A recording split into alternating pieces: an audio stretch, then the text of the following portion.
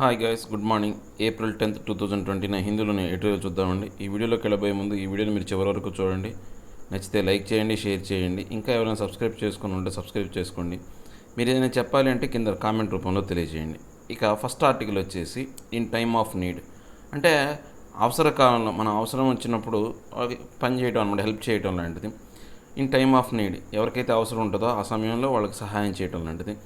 Irrespective of whether India bowed to US pressure, it is unlikely to run out of the drug.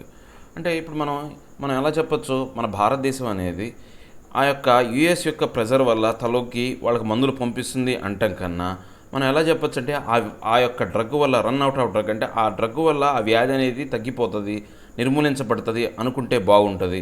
అంటే వాళ్ళ ప్రజల వల్లే మనమేం మందులు పంపించట్లేదు, వాళ్ళకి సహాయం చేయాలా, వాళ్ళ దేశంలో ఉన్న ప్రజలను కాపాడాలనే ఉద్దేశంతో మాత్రమే మన భారతదేశం వాళ్ళకి మందులు సప్లై చేస్తుందనే అంశాన్ని చూడాలే తప్ప దీని ప్రజల వల్ల మన భారతదేశం తలొగ్గింది అనడానికి వీల్లేదు అని చెప్పే ఆర్టికల్ అనమాట. యాక్చువల్గా ఏం జరిగిందంటే అండి, లాస్ట్ టైం ఏం చేశారు, ఈ యొక్క ఏదైతే మలేరియా డ్రగ్ ఉందో హైడ్రోక్లోరోక్విన్ అనే డ్రగ్ని మన భారతదేశం బ్యాన్ చేసిందనమాట. దాని ఎక్స్పోర్ట్గా సంబంధించి బ్యాన్ చేసింది, వేరే దేశాలకు దాన్ని పంపించడానికి.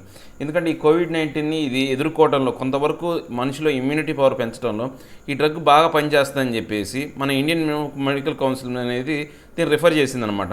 దానికి సంబంధించి యూఎస్ ఏం చేసింది, ఆ మందు మాకు కావాలి, ఒకవేళ అలా కనుక చేయకపోతే మేము వాళ్ళ మీద ప్రతీకార చర్య తీర్చుకుంటాము భారతదేశం మీద అని చెప్పేసి ఒక స్టేట్మెంట్ ఇచ్చారు. ఆ తర్వాత మన భారతదేశ ప్రధానమైనటువంటి మోడీ గారు ఏమన్నారంటే మళ్ళీ తిరిగి ఆ డ్రగ్ని ఎక్స్పోర్ట్ చేయడానికి పర్మిషన్స్ ఇచ్చారనమాట. సో దానికి సంబంధించిన ఆర్టికల్ అనమాట ఇది. భారతదేశం యొక్క యూఎస్ యొక్క ప్రజలకి తలొగ్గింది అంటాం కన్నా ఆ వ్యాధి నుండి ఆ ప్రజలను కాపాడడానికి run out of the drug, అంటే ఆ వ్యాధితో వాళ్ళని ఆ రోగుల్ని కాపాడడం కోసమే ఈ యొక్క మందుల్ని ఎక్స్పోర్ట్ చేస్తుంది అనుకుంటే బాగుంటుందని చెప్పే ఆర్టికల్ అనమాట. ఓకే, ఒకసారి ఈ ఆర్టికల్లోకి వెళ్ళబోయే ముందు దీంట్లో ఉన్న డిఫికల్టీ వర్డ్స్ మనం ఒకసారి చూద్దాం. ఈ డిఫికల్టీ వర్డ్స్ అంటే నేను కింద డిస్క్రిప్షన్లో లింక్ ప్రొవైడ్ చేస్తాను. ఎవరైనా కానీ ఈ వీడియో చూసేటప్పుడు కానీ లేదా ఈ ఆర్టికల్ని పేపర్లో చదివేటప్పుడు మీరు ఒకసారి ఈ డిఫికల్టీ వర్డ్స్ని చెక్ చేసుకున్నాను అనుకోండి, ఈజీగా ఉంటుంది. దీంతోపాటు నేను ఈ పేపర్ని కూడా ప్రొవైడ్ చేస్తున్నాను. ఎవరికైతే పేపర్ అవైలబిలిటీ లేదో ఒకసారి డౌన్లోడ్ చేసుకొని చదవడానికి ట్రై చేయండి. రీటైలేషన్, రివెంజ్, ప్రతీకార, సాలిడారిటీ, అన్ఎనామిటీ, యూనిటీ, సంఘీభావం, ట్యాకిల్, హ్యాండిల్, మేనేజ్, అధిగమించేందుకు, lauded, highly prized or admired, కీర్తించు, హ్యూమటేరియన్, కంపాషనేట్, జనరస్, దయగల, ప్రొఫైలాక్సిస్, ప్రివెన్షన్, ప్రొటెక్షన్, రోగనిరోధకత, ర్యాంప్, స్లోపు, ఇంక్లైన్, వాలు ప్రాంతము, ఇన్సోడటల్, ఇన్ఫార్మల్, అన్రిలయబుల్, అనధికారిక. ఇవి దీంట్లో ఉన్న డిఫికల్టీ వర్డ్స్ అండి. ఇక మనం ఆర్టికల్లోకి వెళ్తే, after imposing A blanket ban on the export of anti malaria drug hydroxychloroquine on April 4th without exemption on humanitarian or other ground, India reversed the policy 2 days later.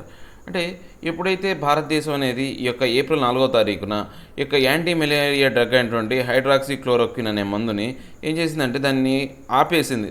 దానికి export చేయనీయకుండా, వేరే దేశాలకు దాన్ని పంపకుండా export చేయకుండా ఆపేసింది అనమాట.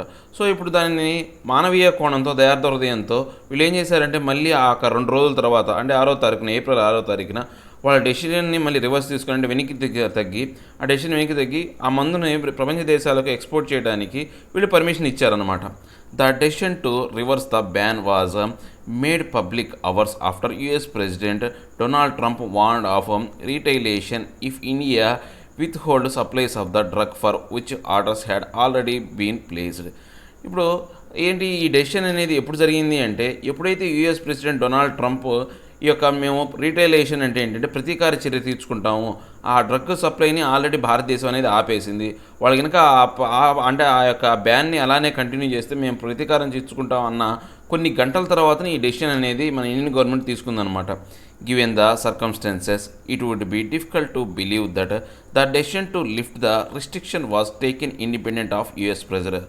ఇప్పుడున్న పరిస్థితుల ప్రకారం మనం ఎలా అనుకోవాలి అంటే, మనం అనుకోలేము ఏమని, యూఎస్ రిస్ట్రిక్షన్స్ వల్లే మనం ఈ బ్యాన్ ఎత్తేసామని అనుకోవచ్చు అనమాట. అంతేగాని ఏదో మానవీయ కోణంలో ఎత్తేసామని అనడానికి అవకాశం లేకుండా ఉందన్నమాట. But the pandemic has seen several countries are displaying solidarity and cooperation, providing essential supplies to other even while tackling the novel corona in their own backyard. అంటే ఇప్పుడు మనం కింద చూస్తే ప్రపంచవ్యాప్తంగా ఈ యొక్క పెండమిక్ అనేది, ఈ వ్యాధి అనేది ఎలా ఉందంటే కంట్రీస్లో ఏంటంటే చాలా వరకు ఇది ఇబ్బందికరమైన పరిస్థితుల్ని, ఆ యొక్క వినాశనాన్ని చూపించే విధంగా ఉందన్నమాట. సో దానికి సంఘీభావంగా, సోలిడారిటీ అంటే ఏంటంటే సంఘీభావంగా వాళ్ళకి సహాయం చేయాలనే ఉద్దేశంతో ఏవైతే ఈ యొక్క ఎసెన్షియల్ సప్లైస్ అంటే ఎవరికైనా ఏదైనా అవసరమైతే వాటిని సప్లై చేయడం కావచ్చు, లేకపోతే ఈ యొక్క కరోనాని హ్యాండిల్ చేయడంలో, దాన్ని ఎదుర్కోవడానికి సంబంధించి, ట్యాకిలింగ్ అంటే ఏంటి, దాన్ని ఎదుర్కోవడానికి సంబంధించి వాళ్ళు సొంతంగా వాళ్ళు కష్టపడుతున్నారు కాబట్టి అలాంటి వాళ్ళకి చేయూతి ఇచ్చే విధంగా ప్రభుత్వం అంటే భారతదేశం లాంటి దేశాలు ఇలాంటి సహాయం చేస్తున్నాయని కూడా అనుకోవచ్చు అనమాట. ఎందుకంటే ఆ యొక్క మందు వాళ్ళకి అవసరమని మనకు తెలియదు కాబట్టి, మనకు అవసరం కాబట్టి దాని యొక్క అవైలబిలిటీని పెంచుకోవడం కోసం మనం ఏం చేసాం, రిస్ట్రిక్షన్స్ పెట్టాం. కానీ పక్క దేశాలకు కూడా మందు అవసరం అంటే మనం ఆ యొక్క మందుని మన ఇండియన్ మెడికల్ కౌన్సిల్ అనేది యాక్సెప్ట్ చేసింది. ఏది, దానికి కోవిడ్-19కి వ్యతిరేకంగా ఈ మందు కొంతవరకు పనిచేస్తుందని చెప్పేసి ఇండియన్ మెడికల్ కౌన్సిల్ చెప్పింది. వరల్డ్ హెల్త్ ఆర్గనైజేషను లేకపోతే ఆ యొక్క యుఎస్ ఫుడ్ కార్పొరేషన్ కానీ ఏమీ చెప్పలేదన్నమాట. సో దానివల్ల ఏంటి, మనం ఆ యొక్క ప్రెజర్కి తలొగ్గాం అనడానికి అవకాశం లేదు. ఎందుకని మనం ఫైనల్ చేసాం కానీ వాళ్ళు ఫైనల్ చేయలేదు. కానీ మనకు తర్వాత ఏం చేసింది, మనం డిక్లేర్ చేసిన తర్వాత వాళ్ళకి ఆ మందు అవసరం అని తెలిసింది. సో హ్యూమనిటేరియన్ గ్రౌండ్స్ కింద మన ఆ మందు రిలీజ్ చేసామని చెప్తున్నారనమాట. Prime minister Modi's message to mister Trump that India shall do everything possible to help humanity is a fight against కోవిడ్-19 should therefore be seen in the last night. అంటే ఇప్పుడు మన భారతదేశ ప్రధానమైనటువంటి నరేంద్ర మోడీ ట్రంప్కి ఏం చెప్పాడంటే, భారతదేశం ఈ యొక్క మానవీయ కోణంలో ఈ కోవిడ్-19 మీద యుద్ధం చేయడానికి ఎలాంటి సహాయాన్నైనా ప్రపంచానికి అందిస్తుంది అని చెప్పేసి దాన్ని హైలైట్ చేస్తూ వచ్చాయన్నమాట. Lauded as the pharmacy of the global south, India's decision to export the drug on humanitarian grounds to neighboring countries and others that have been badly hit by the pandemic is welcome. అంటే ఇప్పుడు already మన భారతదేశానికి లౌడెడ్ ఏంటంటే కీర్తి ఉందన్నమాట. Already మన భారతదేశం ఏంటండి గ్లోబల్గా south southern పార్ట్లో గ్లోబల్గా మనం చెప్పుకుంటే ఈ ఫార్మసీ అంటే ఈ మందుల రంగంలో మనకు ఒక మంచి కీర్తి ఉందన్నమాట. బాగా మందులు సప్లై చేస్తామనో లేకపోతే మంచి మందులు అవైలబిలిటీ ఉంటాయని ఒక మనకు గొప్ప ఖ్యాతి ఉందన్నమాట. ఈ యొక్క దీనివల్ల ఏంటి, ఇండియా డెసిషన్ ఏంటి, హ్యూమనిటేరియన్ గ్రౌండ్స్ అంటే మానవీయ కోణంలో దయార్థ హృదయంతో వీళ్ళు ఏదైతే తన పొరుగు దేశాలకు కావచ్చు లేకపోతే ఈ కోవిడ్-19 వల్ల బాగా ప్రభావితం చెందుతున్న దేశాలకి ఇలాంటి మందులు సప్లై చేయడం అనేది అందరూ ఆహ్వానించదగ్గ విషయం అనమాట. Till recently, India relied solely on other countries for test supplies and may look to other for essential material if the situation worsen. అంటే ఇప్పుడు వరకు కూడా మన భారతదేశం ఎలా ఉంది అంటే ఎప్పుడు కూడా అంటే ఇప్పటి వరకు ఈ కోవిడ్-19 సంబంధించి ఎలా అంటే వేరే దేశాల మీద ఆధారపడి ఉంది. దేనికి సంబంధించి, టెస్టింగ్ కిట్స్ సంబంధించి అయి ఉండొచ్చు, లేకపోతే మన భారతదేశంలో ఇంకా పొల్యూషన్ అనేది ఇంకా వరస్ట్గా తయారైతే కనుక దానికి సంబంధించిన మెటీరియల్ కావచ్చు, మాస్కులు కావచ్చు, లేకపోతే ఈ యొక్క వెంటిలేటర్స్ గురించి వేరే దేశాల మీద ఆధారపడే పరిస్థితి ఉంది ఇప్పటి వరకు. Also India may have much to gain from the US in the future by this diplomatic act of supplying the drug at a crucial time. అంటే ఇప్పుడు రాబోయే కాలంలో మన భారతదేశం అనేది ఇలాంటి దౌత్యపరమైనటువంటి ఈ యొక్క విధానం ద్వారా అమెరికా దగ్గర నుంచి మనం చాలా వరకు లబ్ధి పొందే అవకాశం ఉందన్నమాట. The sudden demand for hydrochloroquine across the world arose after mister Trump champion it as a treatment for COVID-19 patients. అంటే ఇప్పుడు ఒక్కసారిగా ఈ యొక్క హైడ్రోక్లోరోక్విన్ అనే యొక్క మందు యొక్క ప్రభావం అనేది, దాని యొక్క డిమాండ్ బాగా పెరిగిపోయింది అనమాట. దాని అవసరం అనేది చాలా పెరిగిపోయింది. ఎప్పుడైతే ట్రంప్ ఏం చెప్పాడు, ఇంటర్నేషనల్గా కోవిడ్-19 పేషెంట్లకి ఇది ఒక సంజీవని లాంటిది, వాళ్ళని కాపాడడానికి ఒక వంతు బాగా పనిచేస్తుంది అని చెప్పేశారు కదా, దాని యొక్క డిమాండ్ అనేది ఒకసారిగా పెరిగిపోయింది అనమాట. The drug became much సౌట్ after in Indian council of medical research approved it use as a prophylaxis for a novel coronavirus by certain categories of people on March 23rd.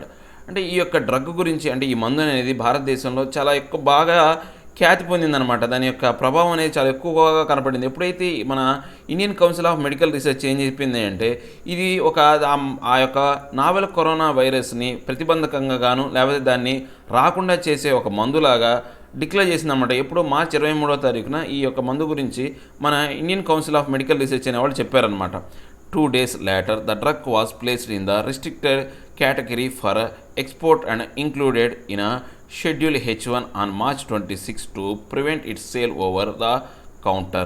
అంటే ఆ తర్వాత మార్చి 23 తర్వాత 2 రోజుల తర్వాత మన యొక్క మెడికల్ కౌన్సిల్ ఏం చేసిందంటే, మన భారతదేశంలో ఈ యొక్క మెడికల్ కౌన్సిల్ ఏం చేసిందంటే ఈ మందుని షెడ్యూల్ H1 కింద పెట్టిందనమాట. ఈ షెడ్యూల్ H1 అనేది 1945లో ఉన్న మెడికల్ ఏవైతే ఉన్నాయో రిస్ట్రిక్షన్స్ ప్రకారం, ఆ చట్టం ప్రకారం ఏంటి అంటే, ఒక మందుని మనం షెడ్యూల్ H1లో కనుక లిస్టులో పెట్టామనుకోండి, ఆ మందుని అనేది మనం డాక్టర్ ప్రిస్క్రిప్షన్ లేకుండా ఏ కౌంటర్లో కొనలేము, ఎవరికి ఇవ్వకూడదనమాట.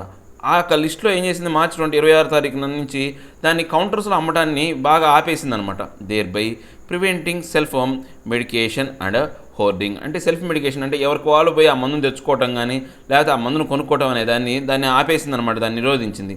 This was also to ensure its availability to people with rheumatoid arthritis and other conditions. అంటే కాకపోతే వీళ్ళు ఇంకా ఏం చేశారంటే, ఈ యొక్క మందుని కొంతవరకు ఈ రొమాటైడ్ ఆర్థరైటిస్ కానీ లేకపోతే ఈ మందు ఖచ్చితంగా అవసరమైన వాళ్ళు ఎప్పటి నుంచో లాంగ్ టర్మ్గా వాడేవాళ్ళకి మాత్రం వాళ్ళకి అందుబాటులో ఉండే విధంగా మాత్రం చేసిందనమాట.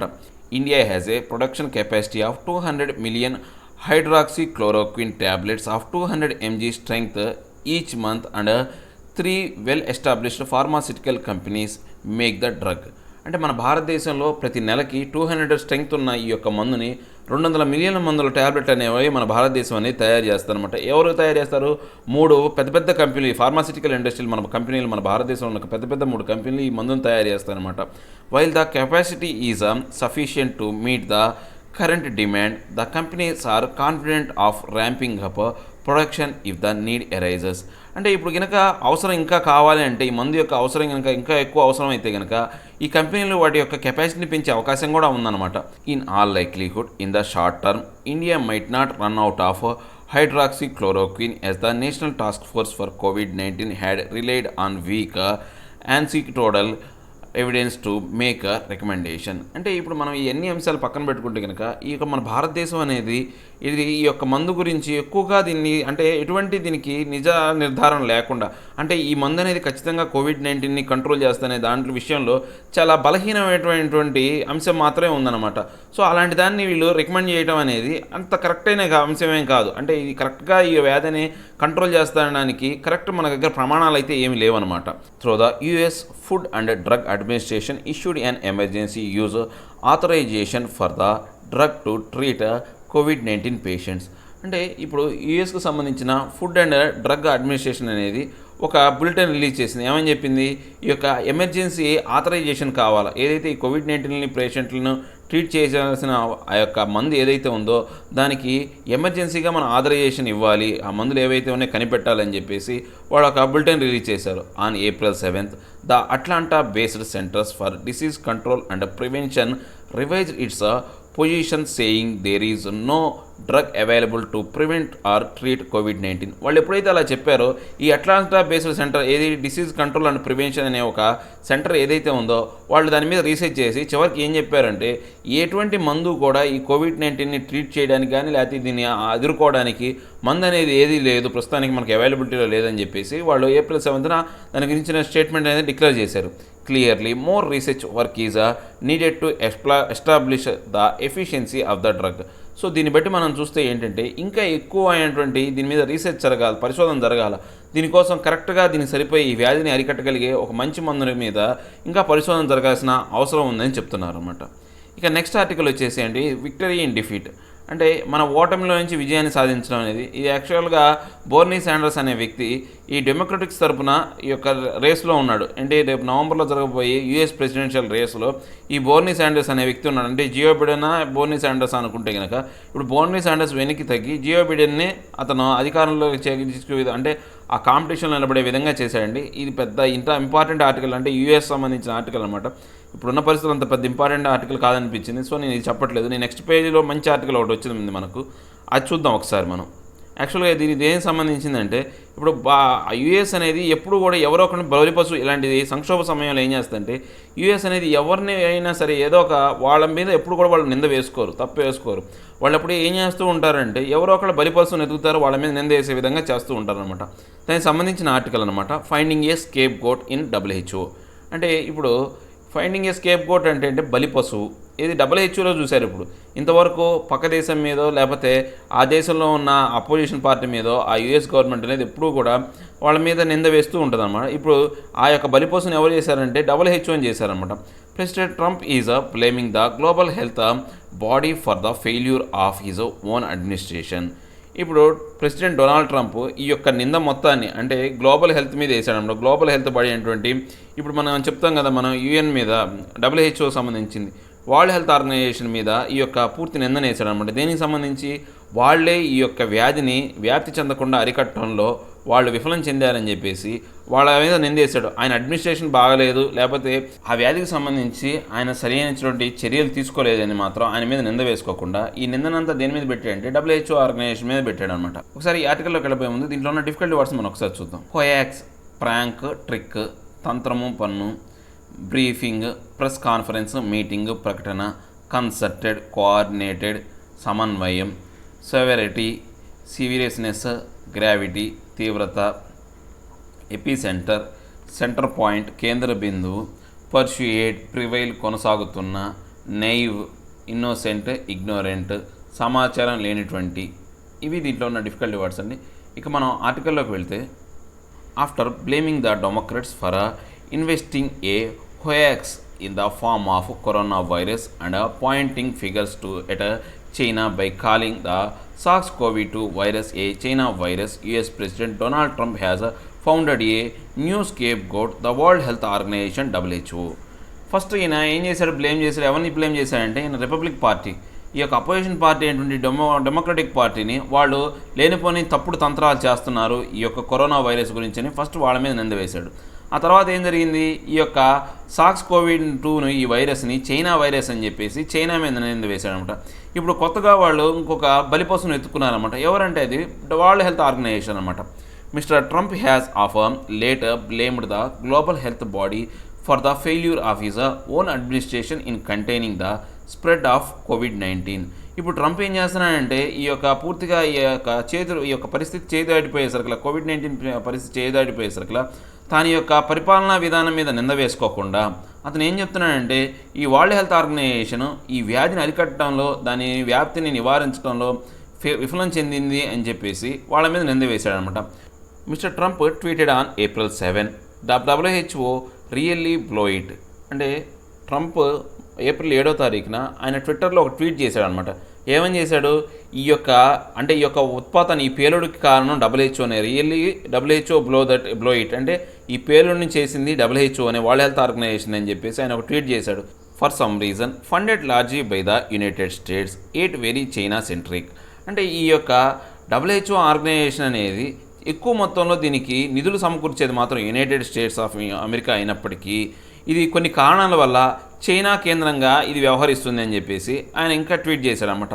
We will be giving that a good look. So దీనికి మనం ఏం చేస్తామంటే మేము రాబోయే కాలంలో దీనికి ఒక మంచి లుక్ని, అంటే మనం మంచిగా చూడడానికి మంచిగా ఉండే విధంగా చేస్తాం ఈ చర్యకి, వీళ్ళు చేసిన ఈ చర్యకి అని చెప్పి, అంటే ప్రతీకార చర్య తీర్చుకుంటామని చెప్పాడు అనమాట. Fortunately I rejected their advice on keeping our borders open to China early on. అనే అదృష్టం ఏంటి అంటే, నేను ఏదైతే ఈ యొక్క UN అదే వరల్డ్ హెల్త్ ఆర్గనైజేషన్ ఏవైతే రికమెండేషన్స్ ఇచ్చిందో మా యొక్క బోర్డర్లు అనేవి ఓపెన్గా ఉంచండి చైనా ప్రజల కోసం అని చెప్పి సూచనను నేను పక్కన పెట్టాను అదృష్టవశాత్తు అని చెప్పేసి ఆయన ఇంకా ట్వీట్ చేశాడనమాట. Why did they give us such faulty recommendations. అంటే అలాంటి తప్పుడు సమాచారాన్ని, అంటే అలాంటి తప్పుడు విధానాలను మాకు ఎందుకు వీళ్ళు ప్రపోజ్ చేశారు, రికమెండ్ చేశారని చెప్పేసి ఈయన అడిగాడనమాట. And during a briefing he threaten to withhold funding to the WHO, accusing it of not being aggressive enough in containing the spread. అంటే ఇంకా ఈయన యొక్క ఆ ప్రెస్ కాన్ఫరెన్స్లో ఈయన ఇంకా ఏమని వాళ్ళని భయపెట్టాడంటే, థ్రెటన్ చేశాడంటే, వాళ్ళని ఏమైనా బెదిరించాడంటే రాబోయే కాలంలో ఈ WHOకి మేము ఎక్కువగా ధన సహాయం చేయము, ఆర్థిక సహాయం చేయము, ఎందుకని వీళ్ళు సరిగా వ్యవహరించలేదు, ఈ యొక్క వ్యాధిని వ్యాప్తి చెందకుండా ఆపడానికి, అదుపు చేయడానికి వీళ్ళు సరిగా వ్యవహరించలేదనే ఉద్దేశంతో మేము దానికి ఫండింగ్ ఆపేస్తామని చెప్పేసి ఆయన ఈ యొక్క మీటింగ్లో చెప్పాడనమాట. There is no doubt that concerted efforts by China in downplaying the magnitude and severity of the outbreak in Wuhan city over a month starting mid-December 2019 led to the spread of virus within and outside China. అంటే ఇప్పుడు మనకు ఎటువంటి doubt లేదు, China అనేది ఆ వ్యాధి గురించి, అంటే దాన్ని ఆ మ్యాగ్నిట్యూడ్ దాని యొక్క సివియారిటీని, దాని యొక్క తీవ్రతను ప్రపంచానికి తెలియజేయకుండా దాచిపెట్టింది అంటంలో మనం ఎటువంటి సందేహం లేదనమాట. ఎందుకని డిసెంబర్ 2019లో వస్తే దాన్ని బయటికి పెట్టకుండా, అంటే వుహాన్ సిటీలో కానీ దానిని వుహాన్ బయట కానీ దాని గురించి బయటికి చెప్పకుండా వీళ్ళు ఏం చేశారు, డౌన్ ప్లేయింగ్, దాని యొక్క తీవ్రతని అసలు వీళ్ళు అంచనా వేయలేదు, దాని గురించి అసలు చెప్పలేదన్నమాట. The cover up continued even after it alerted the WHO on December 31st. అంటే ఇలాంటి వాళ్ళు ఈ యొక్క వ్యాధిని గురించి బయటికి చెప్పకుండా దాన్ని కవర్ చేస్తూ వస్తున్నారు. ఎప్పటి వరకు WHO ఎప్పుడైతే December 31 వరకు చెప్పేంత వరకు దీని గురించి వాళ్ళు బయట పెట్టలేదన్నమాట. Contrary to claims made by China, human to human transmission had been occurring since mid-December 2019. Beijing confirmed it only on January 20. యాక్చువల్గా ఈ యొక్క వ్యాధి అనేది మనిషి నుంచి మనిషికి వ్యాప్తి చెందడం అనేది డిసెంబర్ మధ్యలో నుంచే ఇది మనకు వాళ్ళు కనిపెట్టారు. చైనా వాళ్ళకి తెలిసింది మనిషి నుంచి మనిషి నుంచి ఈ వ్యాధి వస్తుంది, ఒక మనిషి నుంచి ఒక మనిషికి ఈ వ్యాధి వస్తుందని. కానీ ఈ విషయాన్ని వీళ్ళు January 20 దాకా బయటకు పెట్టలేదన్నమాట. By the time Wuhan and other cities were shut down on January 23, locking in over 50 million people. About 5 million had already fanned out from Wuhan to the rest of the China and outside, thus carrying the virus thousands of kilometers away from the epicenter. అంటే ఇప్పుడు ఇంకేం చేశారు, ఎప్పుడైతే January 20 ఇది మనిషి నుంచి మనిషికి వస్తుందని చెప్పారో ఆ తర్వాత ఏం చేశారంటే వీళ్ళు ఈ వుహాన్ పట్టణాన్ని పూర్తిగా షట్డౌన్ చేసి ఆ పూర్తిగా రిస్ట్రిక్షన్స్ విధించారన్నమాట. January 23 నుంచి దాన్ని లాక్డౌన్ చేసి 50 మిలియన్ల మంది ప్రజల్ని బయటికి రానియకుండా, బయటికి పోనీయకుండా చూశారు. కానీ అప్పటికే 5 మిలియన్ల మంది ప్రజలు ఆ చైనా యొక్క వుహాన్ పట్టణం నుంచి మిగతా చైనా ప్రదేశాల్లోకి లేకపోతే ప్రపంచంలోని ఇతర దేశాలకి వెళ్ళిపోయారన్నమాట. సో అందువల్ల ఈ యొక్క వ్యాధి అనేది కొన్ని వందల కిలోమీటర్లు దాటి వేరే దేశాలకు కూడా వ్యాపించింది ఈ ఏపీ సెంటర్ నుంచి. అంటే ఈ కేంద్ర బిందువు నుంచి వేరే దేశాలకు కూడా వెళ్ళిపోయిందనమాట. Thailand and Japan reported their first case in mid-January and the US on January 20. ఇప్పుడు థాయిలాండ్ కానీ జపాన్ కానీ చూస్తే ఈ యొక్క వ్యాధి యొక్క లక్షణాలు, అంటే వ్యాధి ఉన్న ఫస్ట్ వ్యక్తిని ఎప్పుడు గుర్తించారంటే జనవరి మధ్యలో గుర్తించారనమాట. వాళ్ళకి థాయిలాండ్లో, జపాన్లో ఈ వ్యాధి వచ్చిందని చెప్పేసి. యూఎస్లో అయితే January 20 ఈ వ్యాధి ఫస్ట్ కేసు అనేది ఫైల్ అయిందనమాట. Down playing the out break, అంటే ఈ యొక్క డౌన్ ప్లేయింగ్ అంటే దాని గురించి తక్కువ సమాచారం ఇవ్వడం అనమాట. దాని గురించి ఈ అవుట్ బ్రేక్ గురించి ఎక్కువ సమాచారం ఇవ్వకుండా దాన్ని దాచిపెట్టడం గురించి సంబంధించిన అంశం గురించి చూద్దాం ఎలా ఉందో. However 2 days later, President Trump brushed aside any concern about the spread, saying we have it totally under control. అంటే ఇప్పుడున్న అంశాలన్నింటినీ పక్కన పెట్టి 2 రోజుల తర్వాత ట్రంప్ అనే అతను ఏం చెప్పాడు అంటే మేము పూర్తిగా కంట్రోల్లో ఉన్నాము, ఈ వ్యాధిని మేము పూర్తిగా ఈ యొక్క వ్యాధికి సంబంధించిన విషయంలో మేము దాన్ని కంట్రోల్ చేస్తున్నాము, మేము అన్నీ కూడా మా చేతుల్లోనే ఉంది అని చెప్పేసి ఆయన ఒక స్టేట్మెంట్ ఇచ్చాడనమాట. It's one person coming in from China and we have it under control, అంటే ఇది చైనా నుంచి ఒక వ్యక్తి తీసుకొచ్చింది, సో అలాంటి దాన్ని మేము కంట్రోల్లో పెట్టాము అని చెప్పేసి ఆయన స్టేట్మెంట్ ఇచ్చాడు. On January 25, mister Trump even commanded China, telling that Beijing was working very hard to contain the corona virus. ఆయన January 25 ట్రంప్ ఏం చెప్పాడంటే, ఏం స్టేట్మెంట్ ఇచ్చాడంటే చైనా అనేది చాలా కష్టపడుతుంది ఈ యొక్క వ్యాధిని, ఈ కరోనా వైరస్ని అధిగమించడానికి కావచ్చు లేకపోతే దాన్ని అదుపు చేయడానికి చైనా అనేది చాలా కష్టపడుతుంది అని ఆయన స్టేట్మెంట్ ఇచ్చాడనమాట.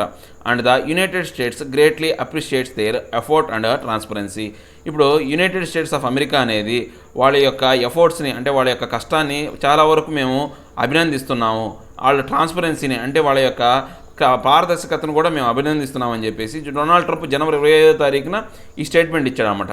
He kept downplaying the risk in January and February despite being cautioned by intelligence agencies and even as the US closed its border in early February to all the foreign visitors who had recently been in China.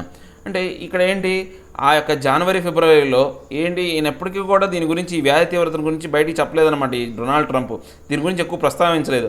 Already intelligence ఏజెన్సీలు కానీ తర్వాత US బోర్డర్లు కూడా close చేసినప్పటికీ intelligence agencies ఏం చెప్పినాయి, ఈ వ్యాధి చాలా ప్రభావవంతమైంది, చాలా తీవ్రతను కలిగిస్తుందని చెప్పినా, దాంతోపాటు US బౌండరీస్ అనేవి కూడా ఆ ఎర్లీ ఫిబ్రవరి మొదటి వారంలో ఏం చేశారంటే చైనా నుంచి ఎవరైతే వస్తున్నారో, చైనాలో అంటే రీసెంట్గా చైనా వెళ్ళి వచ్చిన వ్యక్తుల్ని వాళ్ళు ఆపేశారనమాట. అన్ని జరిగినప్పటికి కూడా దాని గురించి ఏమీ ఈయన మాట్లాడలేదనమాట. Even on March 15 he continued to maintain that the US has tremendous control over the virus when the number of cases was 3,000. అంటే March 15 కూడా ఈయన ఏం చెప్పాడంటే US అనేది ఈ వ్యాధిని చాలా బాగా కంట్రోల్, ట్రెమండరస్ అంటే చాలా అద్భుతంగా కంట్రోల్ చేస్తూ వస్తుంది. అప్పుడు ఆ రోజు వరకు చూస్తే కనుక అక్కడ కేసులు ఏంటంటే 3,000 కేసులు ఫైల్ అయినప్పటికి కూడా ఆయన అలా చెప్పాడనమాట. On May fault the WHO for not calling it A public health emergency of international concern PHEIC during it's first meeting on January 22, 23 and for the delay in calling the outbreak A pandemic. So ఇవన్నీ అంశాలు పక్కన పెట్టి ఇప్పుడు ఆయన ఏం చెప్తున్నాడు, ఈ world health organisation అనేది దీని public health emergency of international కన్సర్న్గా దీన్ని ఫస్ట్ మీటింగ్ అయినటువంటి January 22, 23 దీని గురించి చెప్పలేదు, ఈ యొక్క వ్యాధి గురించి అవుట్బ్రేక్ గురించి ప్రపంచానికి తెలియజేయలేదు అని చెప్పేసి వాళ్ళ మీద నిందేస్తున్నాడు అనమాట. But since the last week of January, the global body has been arguing all member states to contain the spread through aggressive testing, contact tracing and quarantine. మనం ఇక్కడ చూస్తే కనుక ఈ యొక్క జనవరి లాస్ట్ వీక్ నుంచి కూడా ప్రపంచవ్యాప్తంగా ఏమైందంటే ఈ బాడీస్ అందరూ కూడా మెంబర్స్ కూడా స్టేట్స్ కూడా ఏమనుకున్నారంటే ఈ యొక్క స్ప్రెడ్ని ఆపాలి అంటే మనం ఎక్కువగా టెస్టింగ్ చేయాలి, దాంతోపాటు ఆ యొక్క వ్యాధి నిర్ధారణలో ఎవరైతే కలిశారో వాళ్ళని కాంటాక్ట్ ట్రేసింగ్ చేయాలా, అంటే వాళ్ళని కనుక్కోవాలి, వాళ్ళు ఎవరితో టచ్లో ఉన్నారో వాళ్ళందరినీ కనుక్కోవాలి, దాంతోపాటు వీళ్ళందరినీ కూడా నిర్బంధానికి గురి చేయాలని చెప్పేసి ఈ యొక్క గ్లోబల్గా అందరూ అనుకుంటూనే ఉన్నారన్నమాట. Mister Trump has also taken credit for rejecting WHO's advice on keeping borders open to China. ఇప్పుడు ట్రంప్ ఏంటి ఇంకా ఆయన గొప్పగా చెప్పుకుంటున్నాడు అనమాట, మేమేంటి ఈ యొక్క ఆ బోర్డర్స్ అనేవి మేము కొంతకాలం వరకు ఇంత అనారోగ్య పరిస్థితి ఉన్నప్పటికీ కూడా మేము ఆ బోర్డర్ అనేవి చైనా వాళ్ళ కోసం ఓపెన్ చేసి ఉంచాము, అవి మా యొక్క గొప్ప లక్షణం, వీళ్ళు సరిగా రియాక్ట్ అవ్వలేదని చెప్పేసి ఆయన గొప్పగా చెప్పుకుంటూ వస్తున్నాడు ఆ చర్యను.